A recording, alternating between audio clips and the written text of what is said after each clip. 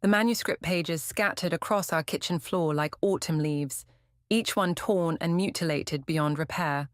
6 months of work, destroyed in minutes. I stood there, frozen, as Gregory's words echoed through our home. Your place is in the kitchen, Ingrid, not chasing silly dreams. My hands trembled as I knelt to gather the shredded remains of my novel. The words I'd carefully crafted were now just fragments, much like my marriage, I supposed. After 10 years together, I thought I knew my husband. Turns out I didn't know him at all.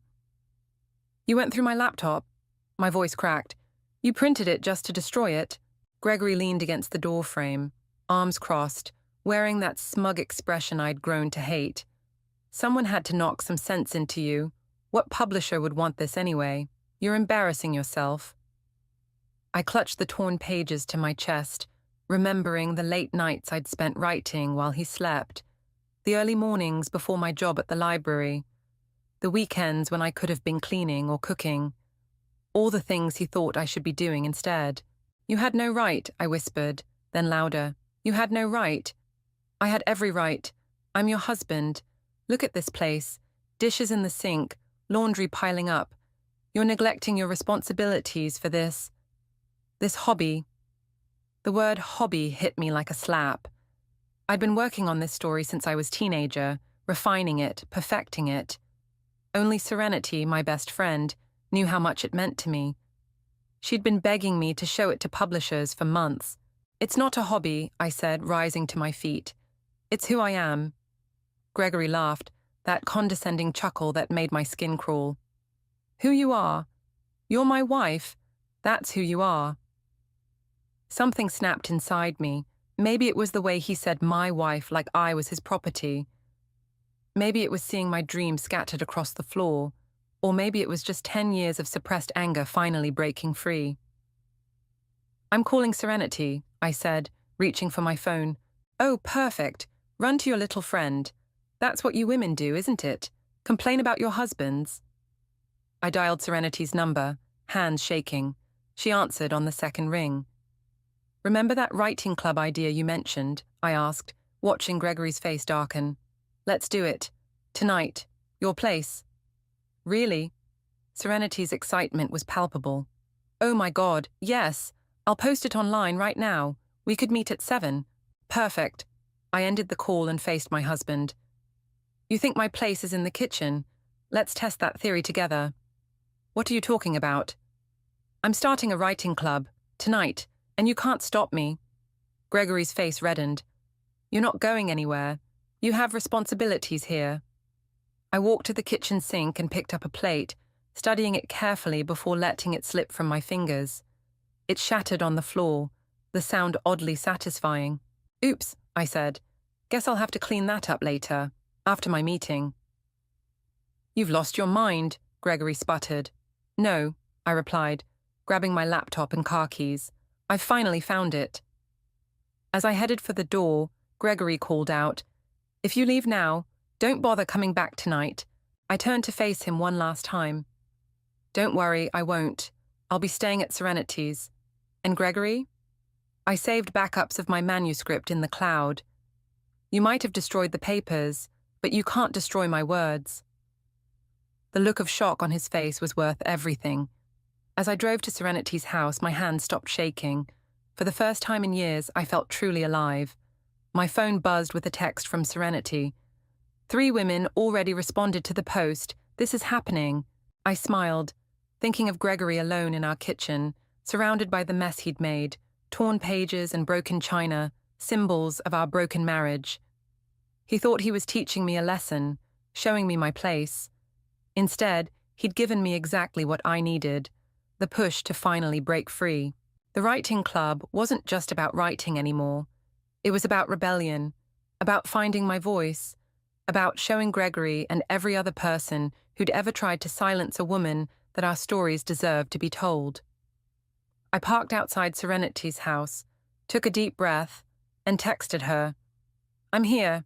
Let's make history. Serenity's living room buzzed with nervous energy as 5 women settled onto couches and chairs. The scent of coffee mingled with anxiety and hope. I hadn't expected anyone besides Serenity to show up, but here they were, strangers united by words and determination. "I'm Natasha," said a young woman with bright purple hair, hugging a worn notebook to her chest. "I saw your post and, well, my boyfriend says writing is a waste of time, but I can't stop. I just can't." "You shouldn't stop," I replied, my voice stronger than I felt. "None of us should." Serenity emerged from the kitchen with a tray of mugs. "Ladies, grab your coffee and let's get started. Ingrid, want to tell everyone why we're here?" I stood, my hands clasped tightly together. "My husband destroyed my manuscript today." Gasps filled the room. "He printed it out just to shred it, to teach me my place is in the kitchen. What a jackass," muttered a woman in her 50s, who'd introduced herself as Ruth. "But here's the thing," I continued. "He actually taught me something else entirely. We're not alone. There are women everywhere being told to be quiet, to stick to appropriate activities, to give up their dreams. This club isn't just about writing, it's about refusing to be silenced." My phone buzzed. Jeremy, my brother. I ignored it. "What are you writing?" asked Maria, a college student with tired eyes and endless enthusiasm. "A novel about—" My phone buzzed again. "Sorry, let me just—" I checked the message. "Jeremy. Greg called. He's furious. Says you're having some kind of breakdown. What's going on?" I typed back quickly. "Not a breakdown, an awakening. Call you later." "Sorry," I said to the group. My brother. Where was I? My novel's about a woman who discovers she can hear other people's thoughts, but only when they're lying. It starts when she realizes her husband's been living a double life. Natasha leaned forward, eyes wide. "Exactly," I smiled, "but it's really about truth, and how we often ignore it even when it's right in front of us. Like ignoring red flags in relationships." Ruth nodded knowingly. "Been there, done that, got the divorce papers." Laughter rippled through the room, breaking the tension. For the next 2 hours, we shared stories, snippets of writing, and dreams we'd been too afraid to voice. Natasha read a poem that brought tears to our eyes. Maria shared a chapter from her fantasy novel. Even Ruth, who claimed she only wrote grocery lists, revealed she'd been secretly working on a memoir. My phone kept buzzing. Jeremy again. "Greg's threatening to come to Serenity's. Be careful." "Ladies," I announced, "my husband might make an appearance. Anyone who wants to leave." "We're not going anywhere," Serenity interrupted. "Let him come. He'll have to get through all of us." "And my pepper spray," added Ruth, patting her purse. The doorbell rang. We all froze. "I'll get it," Serenity said, but I stopped her. "No, I will." I opened the door to find not Gregory, but Cole, my childhood friend who now worked in publishing. "Jeremy called me," he said, looking concerned. "Said you might need backup." Relief flooded through me. "Cole, come in, meet everyone." As Cole entered, I noticed how the other women straightened up, suddenly very interested in this unexpected male ally. He surveyed the room, taking in the notebooks, laptops, and coffee mugs. "So this is the revolution, huh?" He grinned. "Need a friendly publisher in your corner." "You're serious?" I asked. "Dead serious. I've been wanting to launch a new imprint focusing on women's voices. This could be perfect timing." Serenity squealed. "Did everyone hear that? We have a publisher." "A potential publisher," Cole corrected, but he was smiling. "Let's see what you've all got." The energy in the room shifted from defensive to electric. Women who, moments ago, were sharing their stories of being silenced were now practically bouncing with possibility. My phone buzzed one final time. Gregory. "This ends now. I'm coming over." I showed the message to Cole, who immediately stood up. "Ladies, how about we move this meeting to my office? It's just down the street, and I happen to know a great pizza place that delivers." As we gathered our things, I caught Serenity's eye. She nodded, understanding passing between us. This wasn't just about escaping Gregory anymore. This was about something bigger. "Text your husband back," Cole suggested as we left. "Tell him the kitchen's all his." I did better than that. I sent Gregory a photo of our group walking into Cole's publishing office with the caption, "You're right, I found my place." Then I turned off my phone and followed my new family of writers into the future I'd always dreamed of but never dared to claim. Until now. 3 weeks after our first meeting, I could barely recognize the writing club. What started as 5 women in Serenity's living room had exploded into 25 regular members, meeting twice weekly in Cole's office building. The energy was intoxicating. "Have you seen this?" Natasha burst through the door, waving her phone. "We're trending locally on social media. Laura Women Write Back is everywhere." I looked up from my laptop where I'd been working on my revised manuscript. The new version was darker, fiercer, fueled by recent events. "That's amazing. How did—" "Oh my God, Ingrid," Maria interrupted, rushing in. "Victoria Davis just followed our group online. The Victoria Davis." My heart skipped. Victoria Davis was practically royalty in the publishing world, known for her raw, honest novels about women's experiences. Before I could process this, my phone rang. It was Marley, Gregory's sister. "Ingrid, we need to talk. About Gregory." I stepped into the hallway. "Is he okay?" "He's struggling. Look, there's something you should know about his childhood. Can we meet?" 20 minutes later, I sat across from Marley at a cafe down the street. She looked nervous, stirring her coffee endlessly. "Gregory never told you about our mother, did he?" I shook my head. "She was a writer too, had real talent. Our father—" Marley's voice cracked. "He burned her manuscripts, all of them. Said the same things Gregory said to you. That her place was in the kitchen, taking care of the family. She never wrote another word. Just faded away." The revelation hit me like a punch to the gut. "That's why he became his father, Ingrid. The thing he swore he'd never do." Marley reached across the table, squeezing my hand. "I'm not defending him. What he did was wrong, but maybe understanding why." My phone buzzed with a message from Cole. "Victoria Davis wants to read your manuscript. This is not a drill." "I have to go," I told Marley, standing up. "But thank you for telling me." Back at the office, the excitement was palpable. Serenity practically tackled me at the door. "Victoria Davis! Ingrid, this is huge." "It gets better," Cole said, emerging from his office. "She's interested in doing a workshop with the whole group. Says she's impressed by what we're building here." Natasha squealed, hugging her notebook. "I can't believe this is real." "Neither can some other people," Ruth said grimly, showing us her phone. On the screen was a local community forum where someone, clearly Gregory, had posted a long rant about bitter women destroying families with their selfish ambitions. "The comments are amazing, though," Ruth continued, scrolling. "Everyone's defending us, sharing their own stories. He's getting destroyed." I should have felt vindicated, but Marley's words echoed in my head.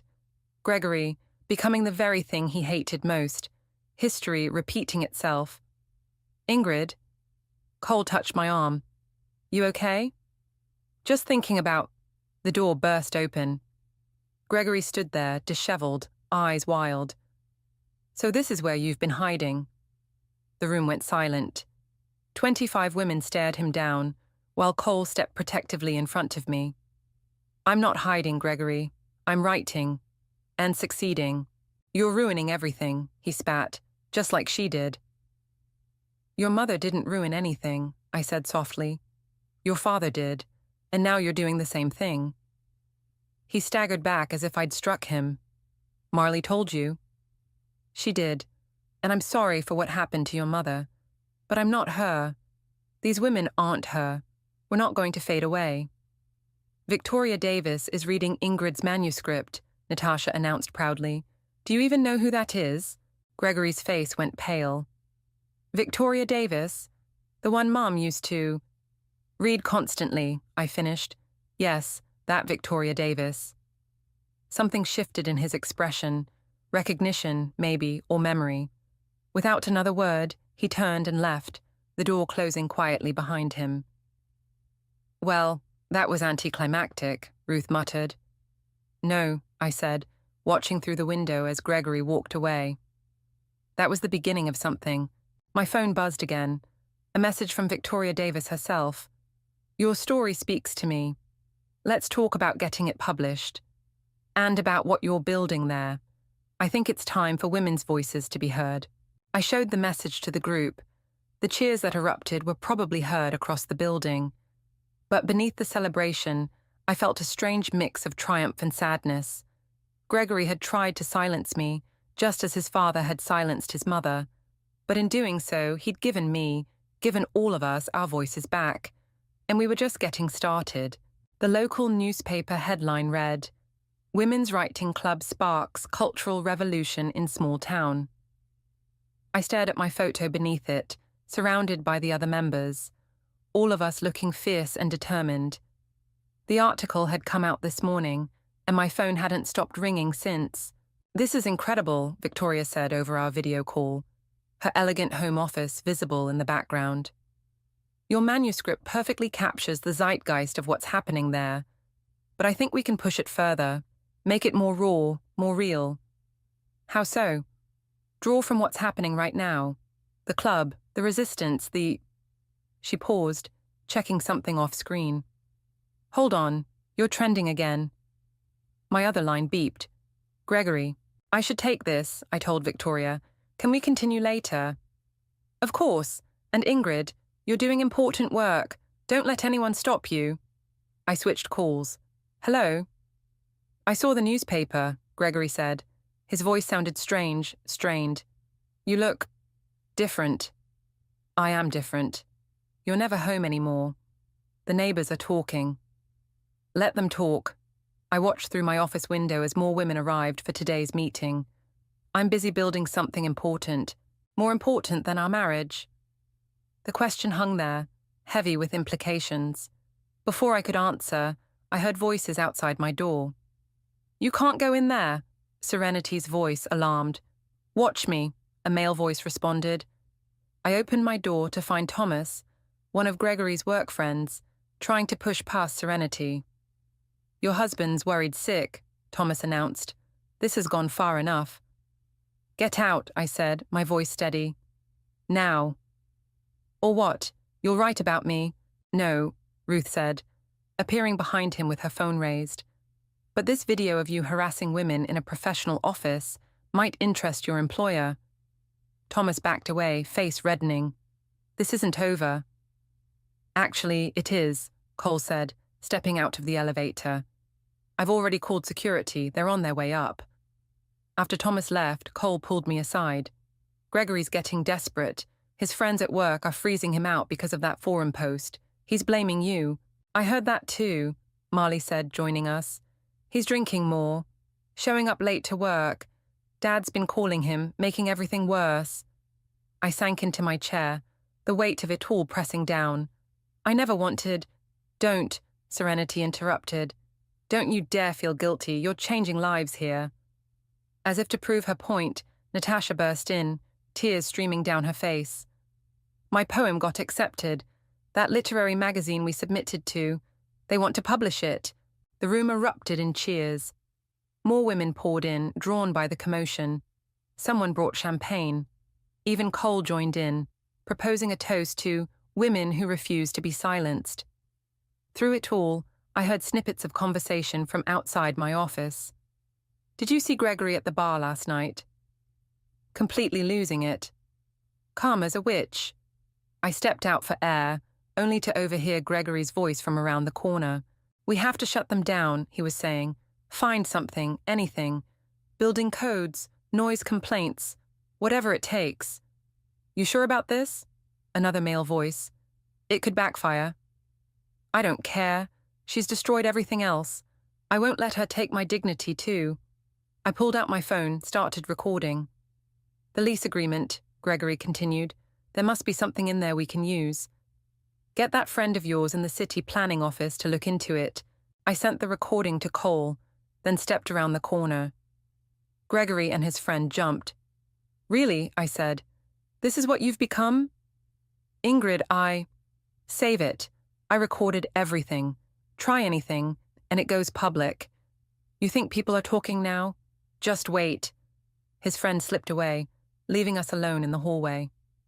Why are you doing this to me? Gregory asked, his voice breaking.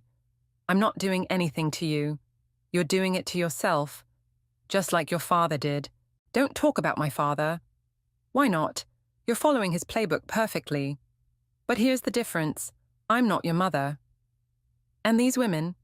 I gestured toward my office, where laughter and celebration could still be heard. They're not going to fade away either. I turned to leave, then stopped.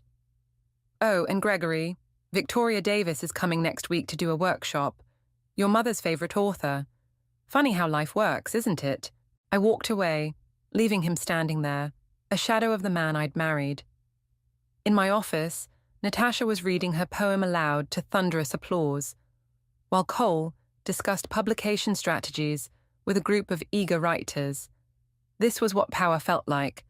Not the power to destroy, like Gregory wanted, but the power to create, to inspire, to change lives. My phone buzzed with a message from Victoria.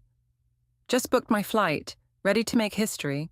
I looked around at my growing family of writers and replied, We already are. You can't keep avoiding me forever. Gregory's voice boomed through Cole's office building lobby.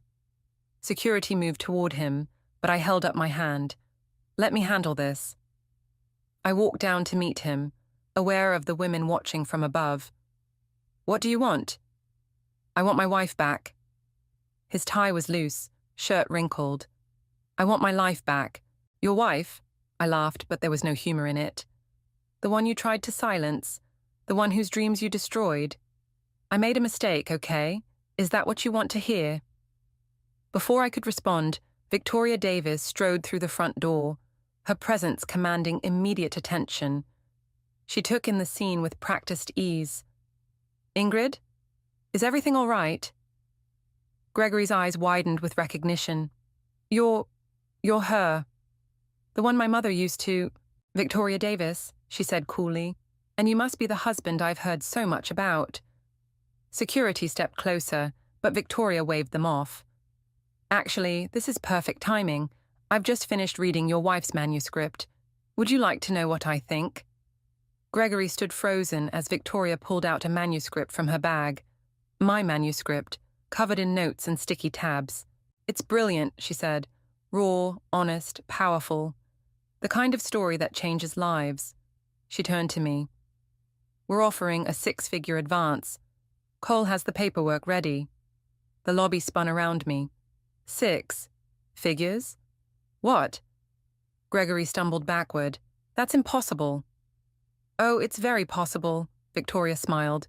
In fact, we've already had interest from film producers. Your wife's story resonates with people, especially women who've been told to stay in their place. Upstairs, someone had opened the windows.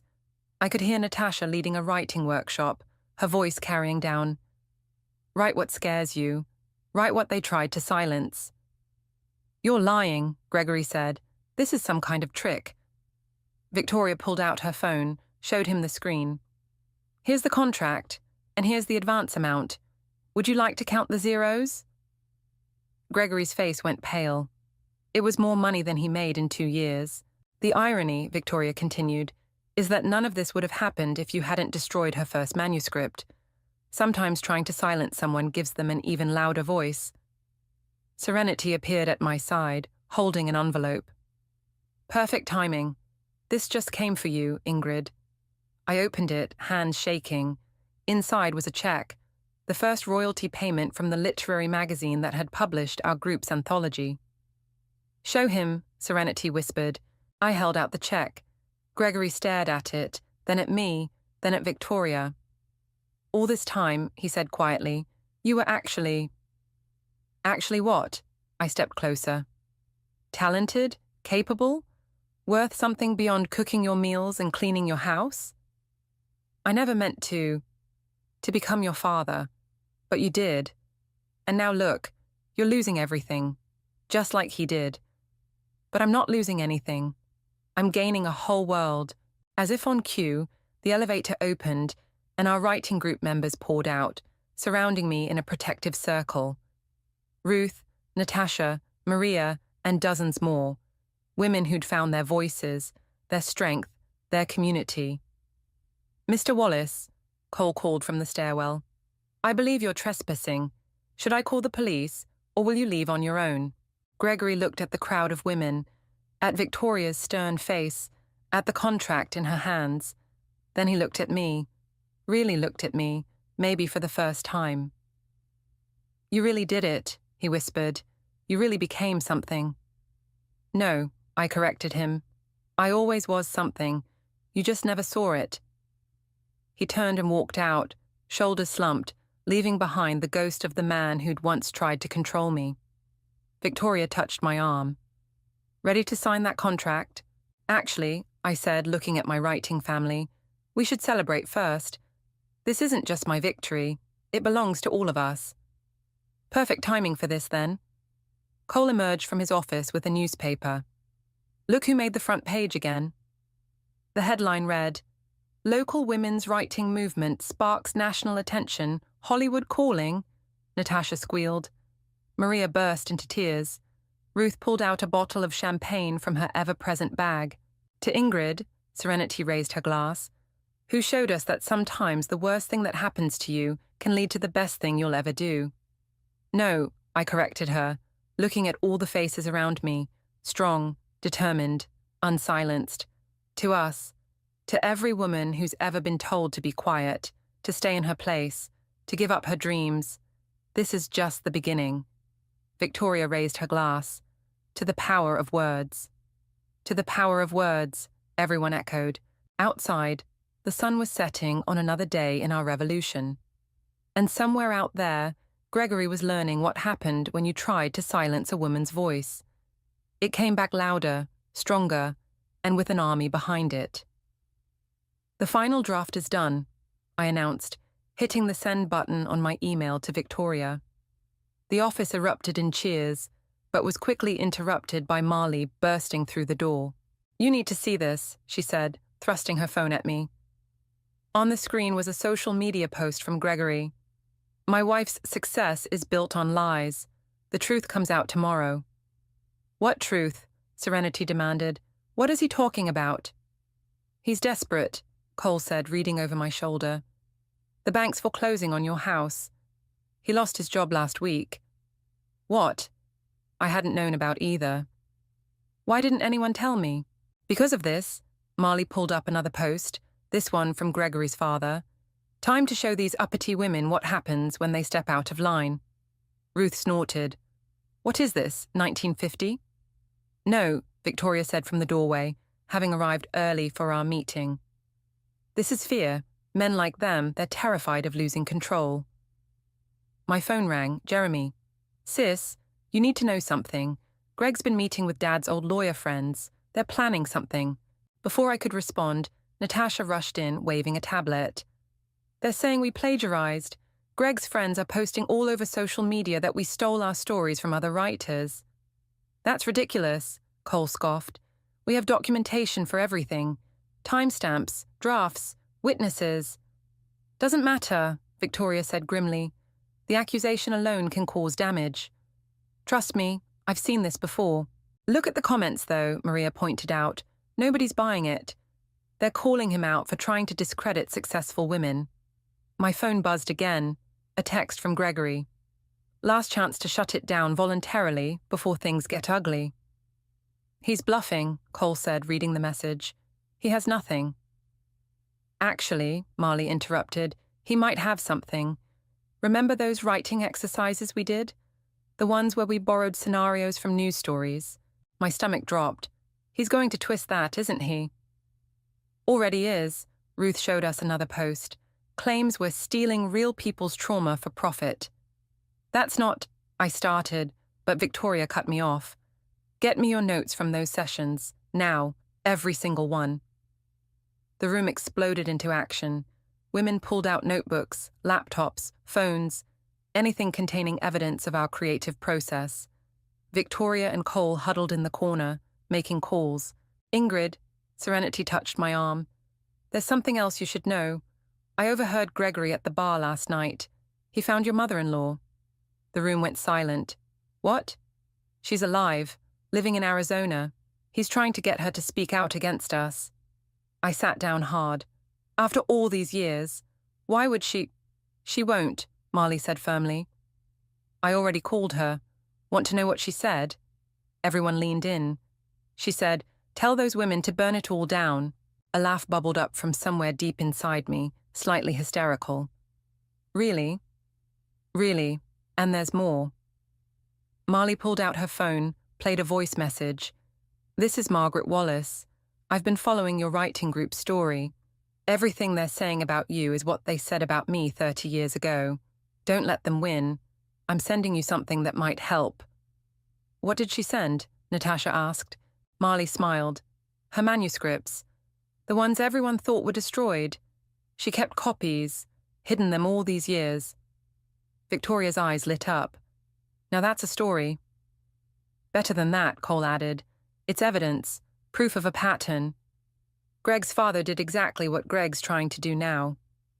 My phone buzzed again. "Gregory, check your email. Last warning." I opened the email. Attached was a document filled with accusations, threats, supposed evidence of plagiarism. But there, in the metadata, was our salvation.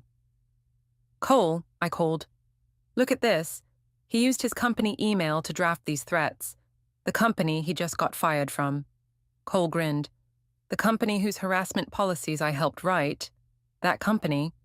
The very same. Forward it to me, now." As Cole made calls, Victoria gathered everyone around. "Ladies, what's happening here isn't new. Men have been trying to silence women's voices forever. But times have changed. We have platforms now. We have proof. We have each other. And we have this." Marley held up a USB drive. "Mum's stories. 30 years of silenced words, ready to be heard." I stood up, facing my writing family. Gregory thought he could shame us into silence. His father thought he could burn away his wife's voice. But they forgot something important. "What's that?" Maria asked. "Paper burns. But stories are fireproof. And we've got one hell of a story to tell." Victoria raised an eyebrow. "Shall we tell it?" "Oh yes," I said, watching Cole end his call with a triumphant smile. "Let's make it loud." The bookstore was packed for my first public reading. Standing at the podium, I could see Gregory in the back, his father beside him. They hadn't expected this many people, hundreds of women, men, and young writers, all here to listen.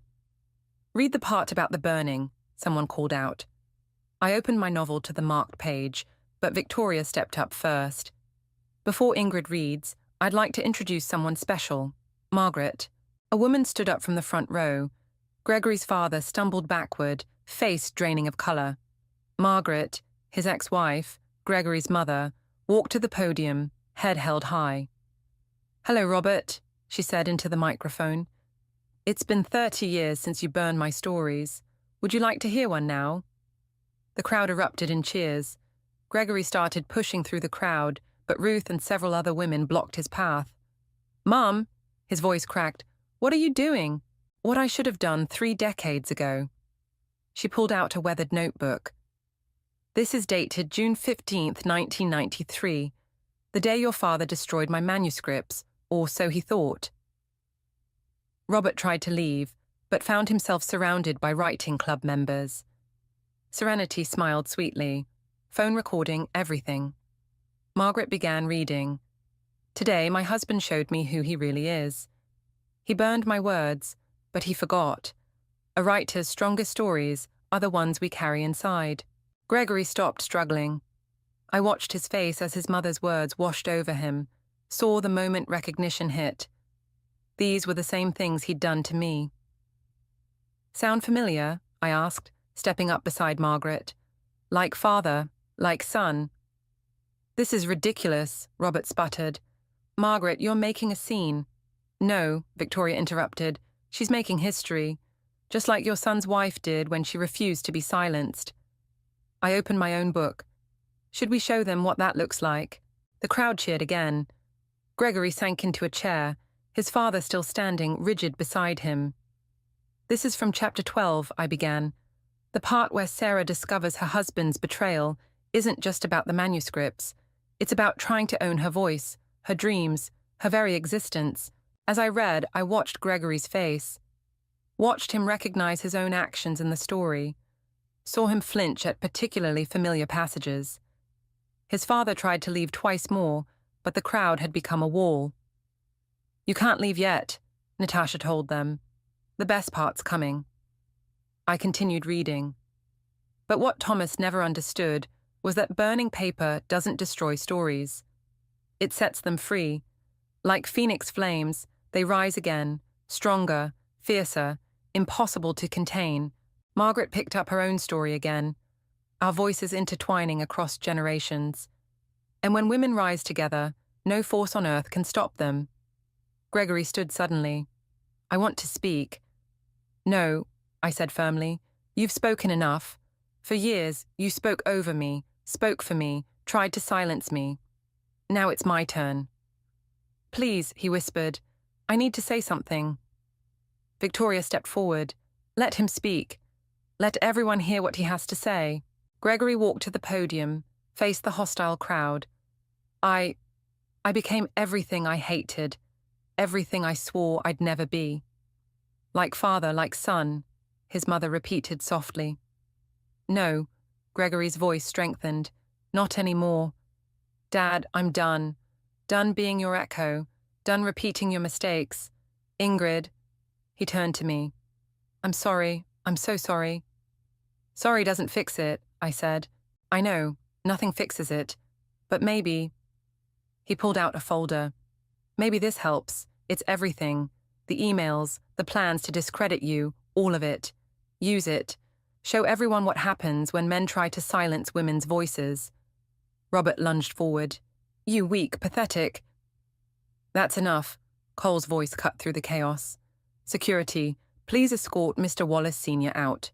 As Robert was led away, still shouting, Gregory handed me the folder. "There's something else you should know. Mum's manuscripts. Dad didn't burn all of them. He sold some, made money from them." Margaret gasped.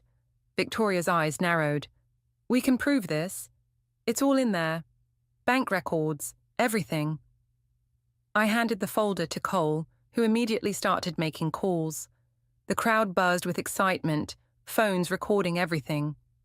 "This doesn't make things right between us," I told Gregory. "I know." He looked at his mother. "But maybe it's a start, for both generations." Margaret touched his arm, the first contact between them in decades. "It's a start." I returned to the podium, faced my audience, my army of writers and supporters. "Now, shall we finish this story?"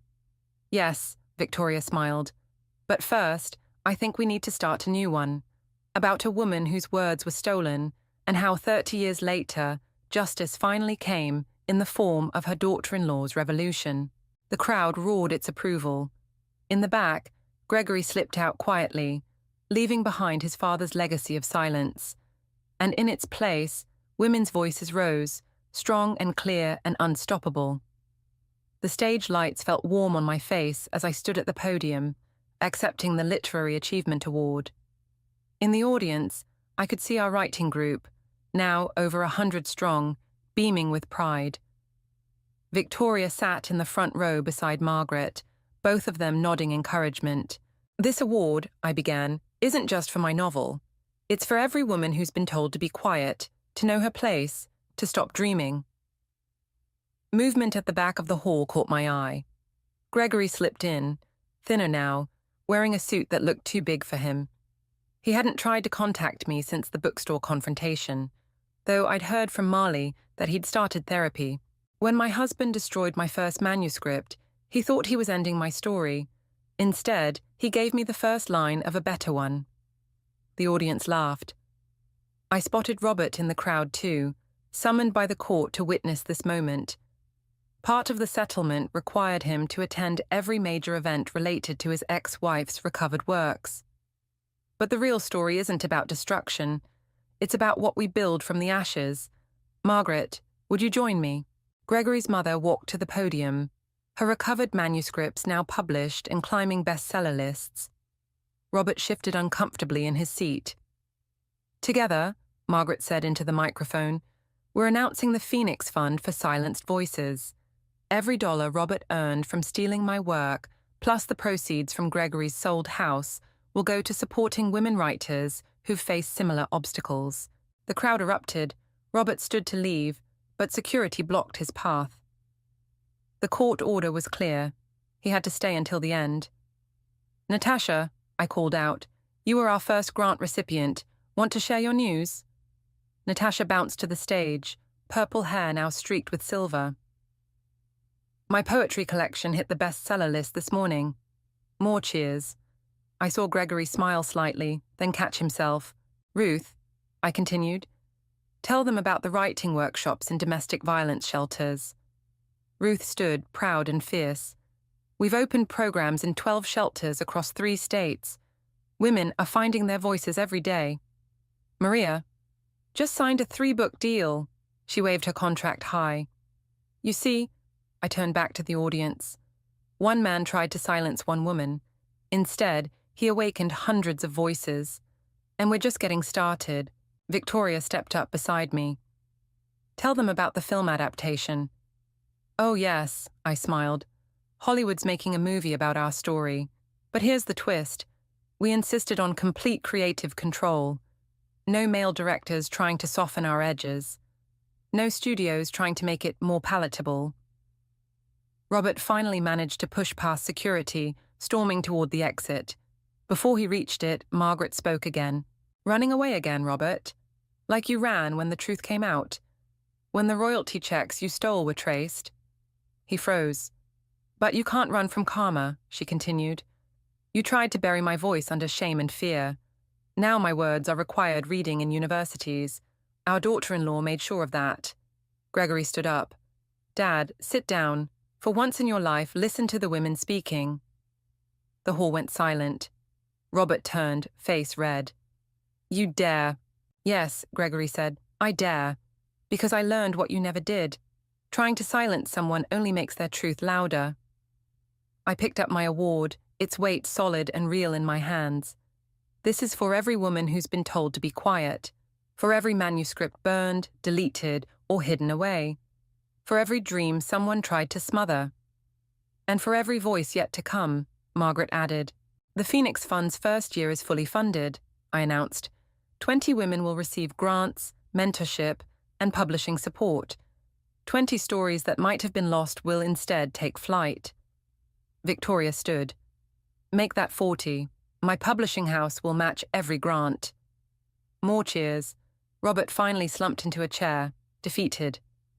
Gregory caught my eye, nodded once, not asking for forgiveness but acknowledging the justice of it all.